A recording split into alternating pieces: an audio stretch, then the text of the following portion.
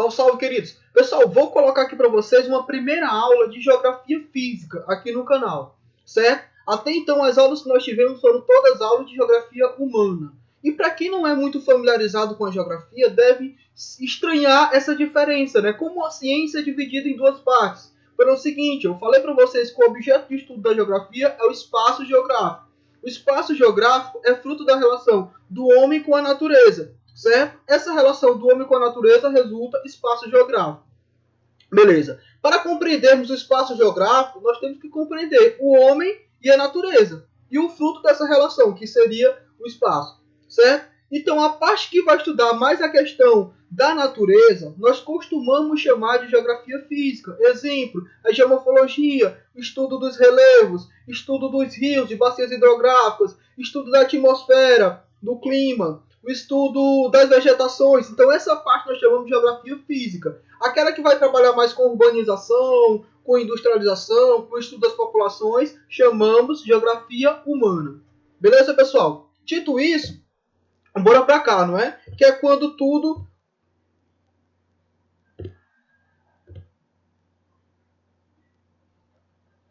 Dito isso, pessoal, então vamos pra cá, não é? Que é essa relação aqui de como vai surgir, que eu vou colocar aqui para vocês, de uma pequena história, né? Como é que vai surgir o mundo, como o mundo surgiu, não é, pessoal? Então nós temos várias explicações, não é? Para quem é cristão, tem uma explicação baseada no livro da Bíblia, que vem lá do Velho Testamento. Para quem é judeu, vai acreditar nessa mesma explicação, que é a explicação de que o homem veio do barro, beleza? Uma explicação teológica, uma explicação baseada numa religião, que é também respeitada.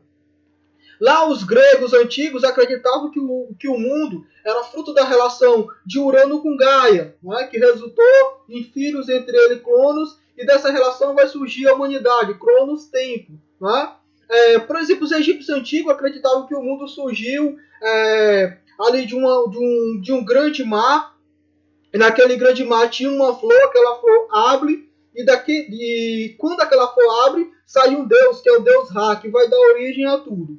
Certo? Então sempre vai ter uma explicação teológica baseada em fé. E fé é a questão de acreditar no que não vê. Não é? O que é diferente da ciência. A fé é respeitada, a fé todo mundo tem que ter, né? Todas as pessoas têm fé, né? Tanto acreditar no que vê, todo mundo tem essa crença, não é?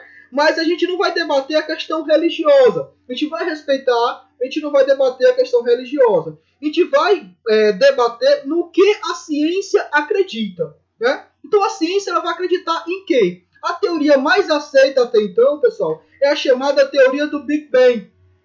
E a teoria do Big Bang, ela acredita, tá aqui para vocês, ó, que o mundo surgiu de uma pequena partícula. Pessoal, deixando claro, não é pretensão minha, seria irresponsabilidade minha querer explicar o Big Bang. Tem pessoas muito mais preparadas para explicar essa teoria. Tem físicos, vou até deixar aqui na descrição um link do canal de um professor amigo meu que explica essa relação muito melhor, que é um físico, pessoa preparada, formada. Eu tenho informações sobre isso, eu não tenho formação. Para diferir, informação é uma coisa, formação é outra. Eu não sou formado em física, eu sou formado em geografia. Eu tenho informações sobre isso, que é o que eu vou passar para vocês. Eu só quero fazer uma linha de raciocínio para chegarmos na Terra, que é o nosso foco de estudo aqui. Beleza? Então, voltando.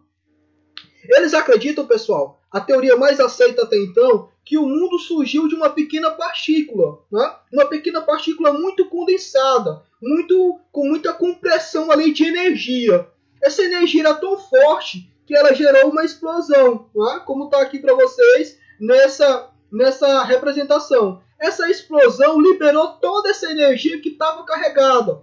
Energia, como sabemos, que vai formar mais calor. Né? Quanto mais energia, mais calor eu tenho. Exemplo, um ônibus lotado, muita gente ali, muita gente transpirando, muita gente botando energia para fora. Aquela energia gera calor. Eu não vou explicar isso porque eu não sou físico, só quero que vocês entendam que energia gera calor. Se eu tinha muita energia, se essa energia liberou, o universo até então inicial era muito quente, muito calor, né? Então, quanto mais esse universo se expandia, e eles acreditam que ele ainda estão expandindo ainda, já está passando por essa expansão, fruto dessa explosão, né? quanto mais esse universo se expande,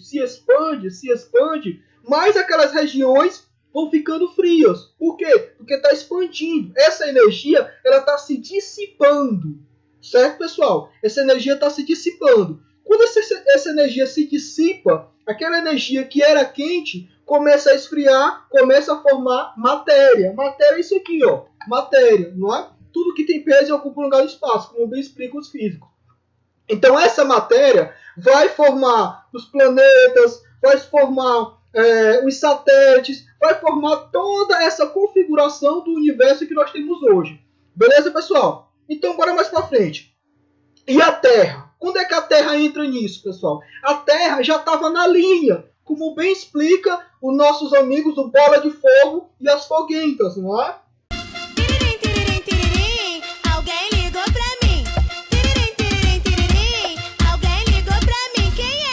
Bola de fogo e o calor tá de matar.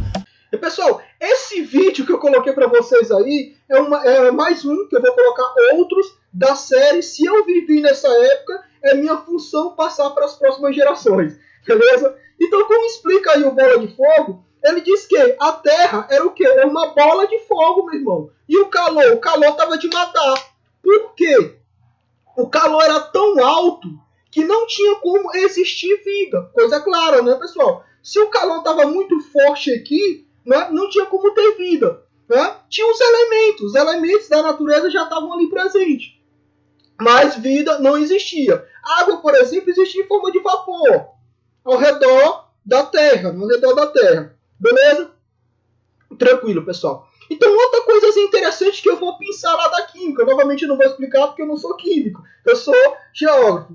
O que os químicos ensinam pra gente? Lá na densidade, eles vão dizer que quando uma coisa é pesada, o que ela faz? Ela faz o que o Vasco da Gama faz. Ela desce, né? Então o Vasco desce. Uma coisa pesada, desce. O mais pesado afunda. O mais leve fica boiando. Beleza?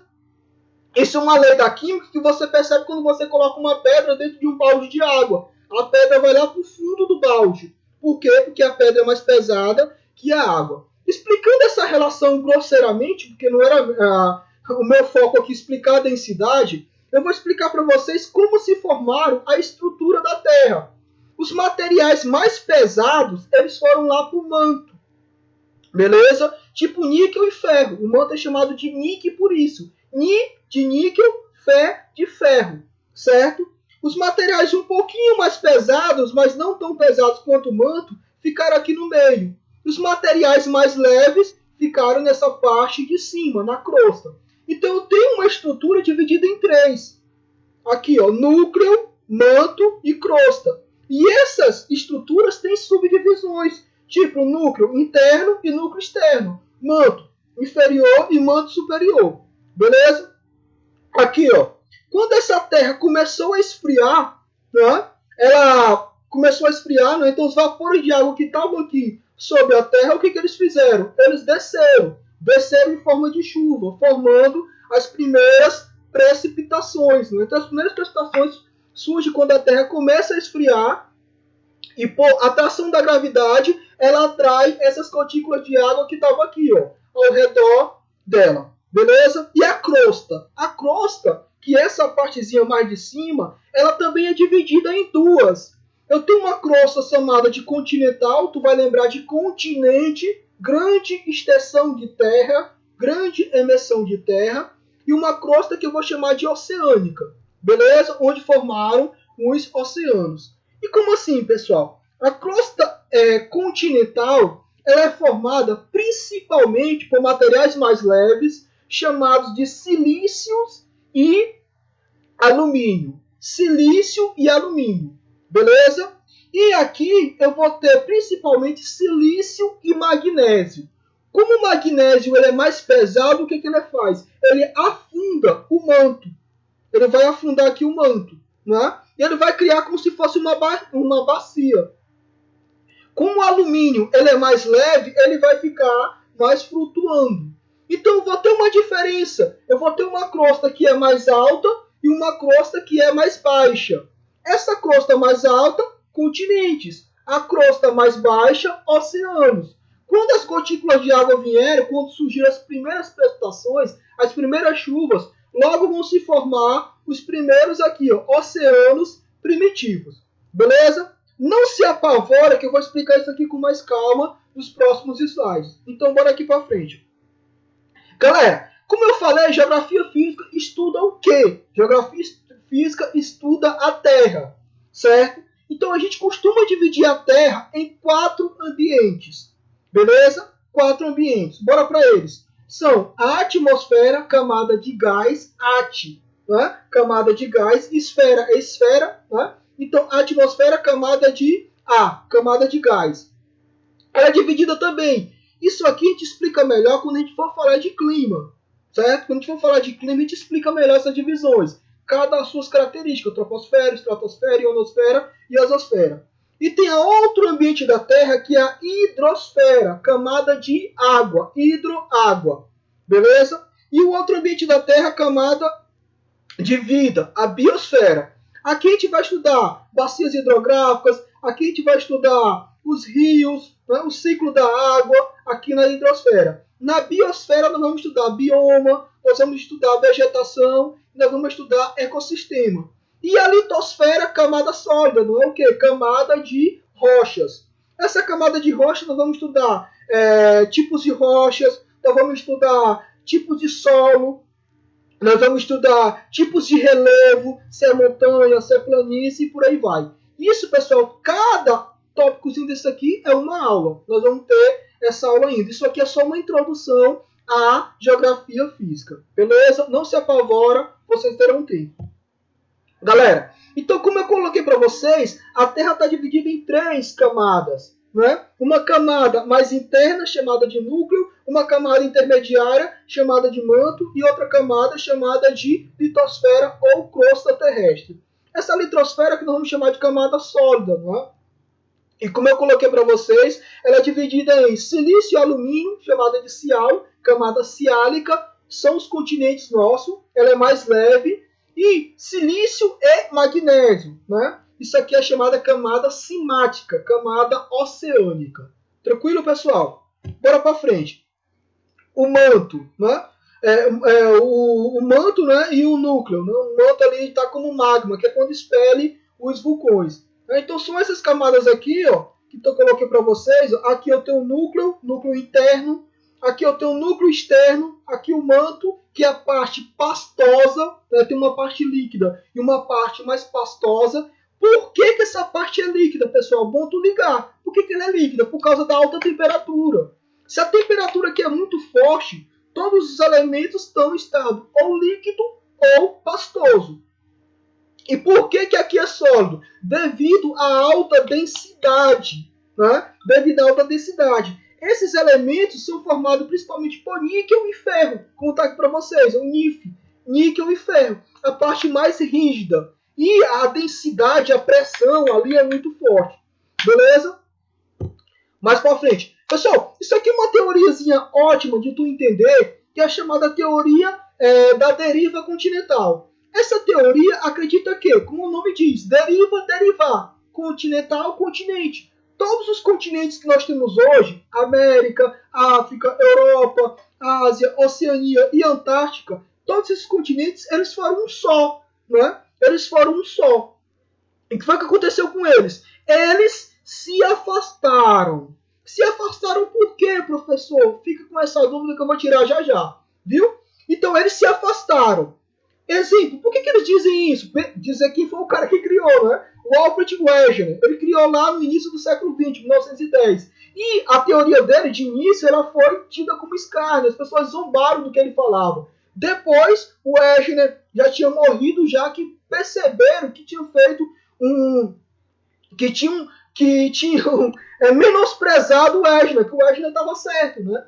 Então, o que o Wegener dizia? O Alfred Wegener dizia que todos os continentes foram formados e ele usava como principal argumento para isso o fato de a América, né, principalmente a América do Sul, aqui, se encaixar perfeitamente na África. Mas a savana africana é muito parecida com o cerrado brasileiro. Então são vegetações muito parecidas. Mas encontravam fósseis de animais na África e no Brasil com as mesmas características. Né? Então Wegener tinha quase certeza daquilo ali, mas ele não teve comprovação. Depois foi comprovado essa teoria muito por conta das placas tectônicas, que a gente vai falar já para vocês, que eu falei que era a dúvidazinha que eu iria tirar. Tranquilo? Então bora lá. Como eram os continentes? Os continentes eram um só. Né? Era o nosso famoso Pangeia. Pan, todo, Geia, terra. Toda a terra. Então a Pangeia englobava todos os continentes que nós temos hoje. Era um só. E ao redor dele, como vocês percebem aqui, ó, existia um único oceano, que era o oceano chamado de Pantalassa. Então no início, vamos lembrar lá da Bíblia, né? No início, como era no início? No início tinha o Pangeia, aqui, bonitão, e ao redor dele o Pantalassa. O Pangeia era um continente e o Pantalassa era um oceano. Tranquilo, pessoal? Bora pra frente. Galera, o Pangeia se dividiu em 2 continentes. E eu tinha o Laurásia ao norte, essa parte de norte, que era a América do Norte, a Europa e a Ásia, e mais ao sul, a África, a América do Sul, a Antártica e a Oceania, que era o Gondwana. Então nós tínhamos agora 2 continentes, não mais 2, o Laurásia e o Gondwana. Tranquilo? Bora mais para frente aqui, pessoal. E hoje como é, pessoal? Hoje aqui é uma configuração ainda intermediária, que tinha a América do Norte ainda com a ligação com a Eurásia, a África, a Índia se afastando, a Austrália ainda ligada na Antártida, e hoje nós temos essa configuração aí que nós conhecemos, não é? Que é aqui ó, a Américazinha que conseguiu se juntar e formar só uma só, não é? Lembrando que essa América era ligada na Europa, a América do Norte era ligada na Europa, e agora ela se ligou na América do Sul e formou uma só, beleza? A Áfricazinha aqui, Antártica, Oceania, a Ásia e a Europa. Beleza, pessoal? Então, isso é a deriva continental. Uma teoria que acredita que todos os continentes derivaram de um só, o Pangeia. Tranquilo? Mais pra frente, pessoal. Isso aqui é que explica toda a bagaça, que é a teoria das placas tectônicas. A teoria das placas tectônicas diz que a litosfera, que é a camada de rocha, ela não é toda rígida, ela não é toda completa, ela tem falhas. E essas falhas é que nós vamos chamar de placas. Né? Por quê? Porque ela tem várias rachaduras e elas estão sobre uma camada pastosa, que é o manto, lembra disso, das camadas da Terra, núcleo, manto, pastoso, né? E nesse manto fica a litosfera. E a litosfera fica meio que dançando ali. Né? Dançando sobre um material pastoso, indo para um lado, indo para o outro, indo para um lado, indo para o outro, e nesse vai e vem aí gostoso, ele acaba fazendo com que os continentes se fragmentem, os continentes se expandam, né? Formando essa configuração atual, beleza? O que é importante pensar para vocês, pessoal, que as placas elas podem ir no mesmo sentido, né? Tipo aqui, ó, placa de Nazca e placa da América do Sul. Elas podem ir no mesmo sentido e elas podem formar cordilheiras, elas podem formar montanhas. Essas placas são chamadas de placas convergentes. E as placas podem se afastar. Vocês percebam aqui essa configuração, não é? Setazinha. A placa africana está indo no sentido leste e a placa sul-americana está indo no sentido oeste. Elas estão se afastando e elas formam dorsais, que é a famigerada dorsal mesoatlântica. Por que mesoatlântica? Meso, meio. Está no meio de quem? No meio do Atlântico. Beleza? Outra informação importante, pessoal. Como aqui ó, tem vários encontros de placas tectônicas, né? Vocês percebem, placa norte-americana, placa do Caribe, placa de Cocos, placa da América do Sul, placa de Nazca, placa do Pacífico, placa das Filipinas, placa indo-australiana. Essas placas se encontram e essa região aqui é chamada de círculo de fogo do Pacífico. Por quê, pessoal? Porque aqui, como bem explica a Valesca Popozuda, é tiro, porrada e bomba. Né? Aqui é o que, pessoal? Tem muito tsunami, tem muito terremoto, porque as placas estão sempre se encontrando. Vocês vão lembrar de terremoto no Chile, terremoto no Haiti, aqui na placa do Caribe, terremoto no Japão, né? Terremoto nas Filipinas, porque se encontram muitas placas tectônicas. Galera, lembra da música da Cláudia Leite, que ela disse que no Brasil só tem praia, carnaval e futebol, e não tem o quê? Não tem nem terremoto e não tem nem vulcão, né? Por que ela dizia isso? Ela dizia que não tem terremoto porque o Brasil está bem no meio da placa sul-americana. Ela está certa, entre aspas. Por quê? Porque no Brasil tem terremoto. Mas os terremotos que acontecem no Brasil são o que a gente vai chamar de epirogênese, acomodação do relevo. Não se apavora. Quando tu for estudar Planalto, tu vai entender isso aqui. Beleza? Epirogênese, acomodação de relevo em bacias sedimentares. No Brasil não existe a orogênese, que é formação do relevo, formação de montanhas, que é o que vai acontecer lá no Chile. Por isso que aqui tem a cordilheira da Patagônia, dos Andes, aqui tem a Patagônia, né? Aqui a gente vai ter a região do Tibete, né? O maior pico do mundo, que é o Monte Everest, fica aqui, ó.